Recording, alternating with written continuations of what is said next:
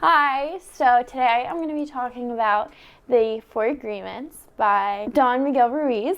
So, to answer the first question, the book is basically giving like a universal motivational advice on several different situations that one might come across in their life. So, the first one is to be impeccable with your word, and this means to speak only words of positive, reinforcing, saying only encouragement things, saying only things or situations that you would want to happen. For example, you can't say like, ugh, like I look so bad today, because your subconscious mind is going to accept that, and then your whole entire body is going to like present itself, so you will look bad if you say things like that. And so the first agreement is basically just trying to talk about like, don't say things like that and only speak words of encouragement, things that you would want to happen, things like that. The second was to not take anything personally.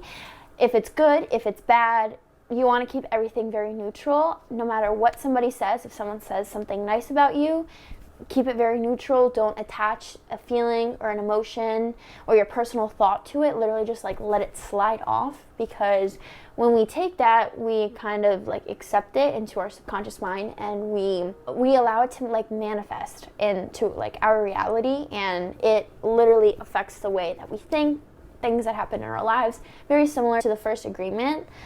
For example, in the book, it talks about if someone says, oh, your skin kind of looks like someone that has cancer. Well, whoever you're saying that to, they're going to unconsciously like accept that. And sometimes it can actually manifest into something physical. It's very similar to the first agreement. So second one is basically not talking about, don't take anything personal, whether if it's good, whether if it's bad, etc. The third is to not make any assumptions about anything. So very similar to the second and the first agreement, but the third one more kind of focuses on like an action that someone might do or behavior that someone might do to you, and just don't make an assumption. Don't create like a scenario or a picture or, you know, some kind of fantasy in your head. That's what it's basically trying to tell us. Basically, this one makes a lot of sense for a lot of people, including girls. So, for example, like in the book, they give the example of if someone smiles at you, if a guy were to smile at you in a store, then, you know, you're gonna see, oh my God, he's smiling at me. Like, then you start to go on the hamster wheel and start to think and overthink, and you're gonna say, oh my God, well, if he smiled at me, then he might think that I'm attractive, and if he thinks that I'm attractive, then maybe he likes me. And then you just create this huge movie or this entire fantasy in your head, and you just keep going on the hamster wheel, and you hyperfixate, and you, like I said, like create this whole fantasy. And that's basically what this agreement is trying to say, is to not make any assumptions about anything anyone says or does to you. If someone says, oh, I like you, like just attach no feeling, no thought, like keep it very neutral and very as it is at a base level, and don't like add your own thinking to it. And the last one is to do your best, and this one is pretty important because everybody has their own lives, and everybody has different situations and different ways of thinking, ways of doing, ways of being. And this is very important, I think. And because, like I said, everybody's different, and your life or your situation might be better or worse than someone else. So always try to do your best, and don't worry about anything or anyone. You know, you are your own person. You are living your own life, your own experience, and it's important to keep it at that. The second question of which do I think could be attached to my life the most, and basically, my whole life I've had kind of chaos and some trauma, and I've had many different ups and downs, and I've had many different like perspectives on things and many feelings and different thoughts. Like for some portion of my life, I used to kind of have like a victim mindset, and I used to always think of like, why is this happening to me? Like, why me? Like, I don't understand. Like, why do I need to go through this? But my mom, her whole like life and my whole life, she kind of raised me and to try to look at things in a different way, whether if it's just her telling me that, or my whole life she would make me and my brother listen to Tony Robbins, Dr. Dwayne Dwyer, Abraham Hicks, read books like that, or listen to motivational speeches like that, like Dr. Joe Dispenza, a lot of motivational people, like who else?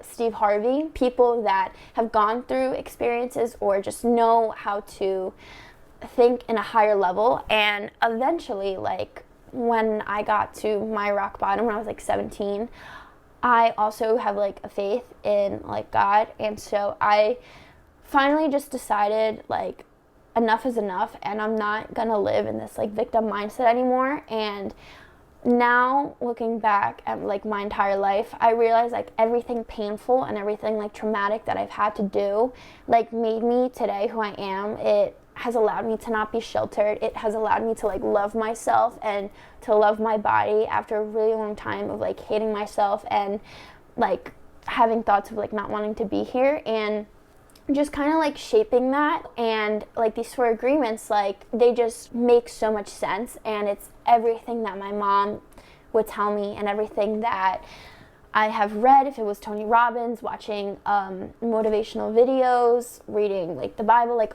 all of that stuff is basically compromised into 4 little sections that just are very truthful, and they're very baseline, and they're very good at living on a daily life. And especially as somebody who deals with like anxiety like I do, I've had many experiences in my life where I've had traumatic things, and it has kind of manifested itself into me constantly thinking like the worst is going to happen, because I have had situations where the worst has happened. So my body like naturally kind of has like this fight or flight, and I know that that's very harmful to the body, and that's one of the reasons why my mom got sick. And for me, I like don't want that for myself. And again, like reading these things such as like don't make an assumption, only speak positive things, and like don't attach anything to what anybody says to you. If it's nice, if it's mean, don't attach anything, I think is very like important, and it makes a lot of sense. And I lost my mom, and I have kind of struggled with like, like nobody in this world makes sense to me like my mom, and she would just tell me things that just only I could get it if it came from her. And after she passed, I kind of struggled with, well, where am I going to get that from? Like, where am I going to get that comfort? Where am I going to get that truth, the raw, intel that she would give me? And when I read this, it was almost kind of like, oh my God, like this is my mom. And I really feel that my mom like sent me this book as like almost like a rubric of how I'm supposed to live my life now without her. The don't attach anything, like any feeling or any emotion, to what someone says or does is very important, because me, like a lot of girls, we, may like a guy, or we may be talking to someone and they may do things, and either if it's gaslighting, if they're playing us, whatever, like us girls and people, we do tend to create like this fantasy, and we like hyperfixate on situations, or we psychoanalyze. And for me, like I've had like an experience like this, and especially like with boys, the law of don't make any assumptions about anything, something that really stuck out to me, because I like now know, and I'm going to practice this when it comes to a situation with a guy, because I am like a hopeless like fairy tale kind of like believer, and I know a lot of the times like reality like isn't like that, or sometimes guys are just gonna be guys, and I feel like if I try to like practice this, and by making sure that I attach like no emotion, no feeling, like just being like keep everything like very neutral, that will definitely help me in the long run. And what am I gonna do to bring this into my life? I'm going to continue reading this book anytime that I feel like I'm going off the bandwagon.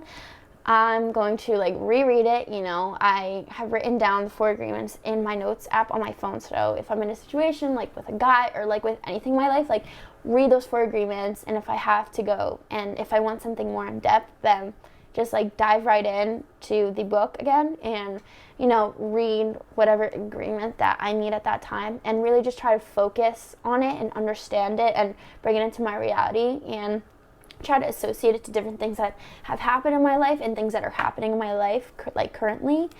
And if a situation comes up, for example, where like the lesson that I need to learn is like, don't make assumptions about anything or anyone, I definitely will try to practice that. And if someone wants to sweet talk you, then I know like just keep it at a base level. Don't hyperfixate on something that they say or something that they did. If they may have shown you that they're interested or whatever, just no attachment, no emotion, not like robot like, but just kind of like when you're taking a shower, like you're washing your body, like the soap just falls, right? And it's not clinging to your body, kind of like how we do with emotions. And so I feel like emphasizing on that idea of like just letting it just wash off, like in one ear, out the other, and just having no attachment, no feelings to it, I feel like is very important and something that I'm definitely gonna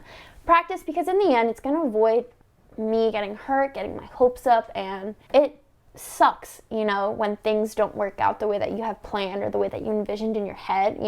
Things aren't always as it seems. So just because someone's acting away or saying something or making it seem to other people doesn't necessarily mean that it's gonna happen, and when you accept that and when you come to truth with it and to agreements with it, it sucks for a little bit, but then you kind of learn to have no attachment to things, and I feel like that's very important. The book was exactly what I needed in my life. Like I kind of mentioned before, I was very close to my mom, and she just kind of knew how to read me, and she kind of knew how to get information out of me, and she just she allowed me to like vent and stuff like that. And I feel like this book is kind of not as a replacement for my mom, but like kind of like an aid, and just as if she's like saying these things to me. The 5th question, yes, I did really enjoy this book, and I have recommended it to a lot of people, and a lot of people have been interested, and a lot of people have had like this oh my god moment, kind of like I did. And it just, I feel like a lot of people can relate to it, and like they say, misery loves company, and especially like girls, like we all kind of think the same ways when it comes to like guys or relationships, and this book kind of teaches you to like not have any expectations. Don't make a scenario in your head. Don't hyperfixate on something that a guy might say. And this just goes with anything, like if a friend tries to give you a compliment, like keep it at a base level. Don't internalize it. If someone says something mean to you, don't take it to heart, because you never really know what people are going through, and people just might be projecting their insecurities onto you. And I feel like that's a very important thing to learn. This book, for the last question, this book really just reminds me of everything, like I said, that my mom, taught me my whole entire life. And, I get a lot of similarities from like Tony Robbins and, Steve Harvey and Abraham Hicks. I find a lot of similarities in that, and I feel like this book is just really great, and I feel like a lot of students and just everybody honestly should be reading something like this and practicing these agreements and these laws and these ways of thinking into their lives, because it could help a lot of people.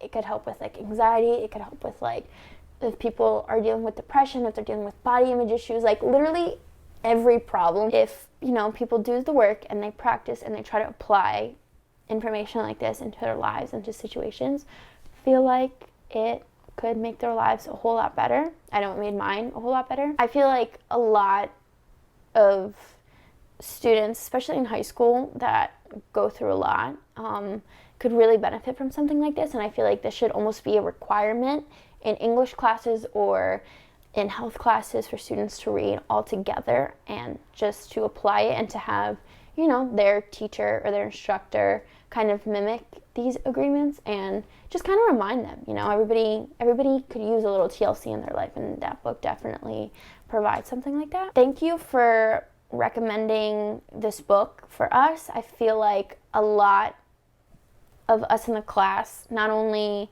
probably enjoyed it, but we also applied it to situations in our life, and especially mine. This book, I feel, has become my new baseline for life, and it's going to help me navigate life a little bit easier that I don't have my mom. Thank you again for doing this and for giving us students a different outlook of life, and for always providing us like those motivational videos, and for just speaking truth, and for honestly being like a very good person and a very good instructor. You know, a lot of teachers or instructors don't really necessarily talk about things like this, and you know, a lot of us really could use this book, and I just wanted to say thank you again, and I hope you enjoy this